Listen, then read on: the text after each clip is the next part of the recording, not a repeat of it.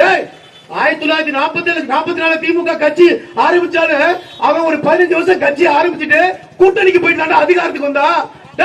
நம்ம 2010 கட்சி ஆரம்பிச்சாரு, 15 ஆண்டுகளுக்கு மேல போனாலும் எவனிடம் கூட்டணிக்கு செல்லாமல் மக்களிடம் மட்டுமே கூட்டணி கூட்டணி கூட்டணி என்று சொல்லி சொல்லி சொல்லி உங்களை மட்டுமே நம்பி வந்து கொடுக்க ஒரே கட்சி அண்ணன் செந்தமிழன் சீமாடா. அது ஏன்டா உங்களுக்கு புரிய மாட்டேங்குது?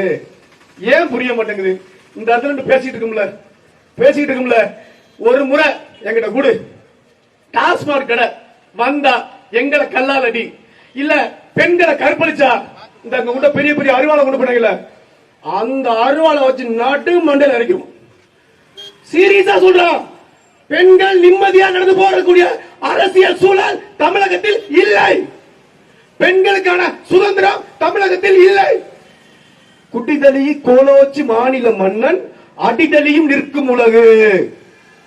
மன்னன் எவ்வளியோ அவளிதான மக்கள். வள்ளுவ பெருமானார் நமக்கு எவ்வளவோ சொல்லிட்டு போயிருக்காரு. இங்க எவனாவது அப்படி இருக்கிறானா? இங்க அதிமுக அமைச்சர் பார்த்தா செல்லூர் ராஜு முன்னாடி இருந்தார், இப்ப பி மூர்த்தி, அப்புறம் ஆர்வி உதயகுமார், 2 பேரும் சேர்ந்து நாங்கள் ஆட்சிக்கு வந்தால் டாஸ்மாக் கடையை மூடுவோம், தற்காலிகமா மூடுவோம். அவன் ஆட்சிக்கு வந்தா தற்காலிகமா மூடுவோம். இங்க மணல் குவாரியை நடத்த விட மாட்டோம், இங்க குவாரிக்கு நாங்கள் அனுமதி கொடுக்க மாட்டோம், இயற்கை வளங்களை கொள்ளடிப்பை கொடுக்க மாட்டோம்.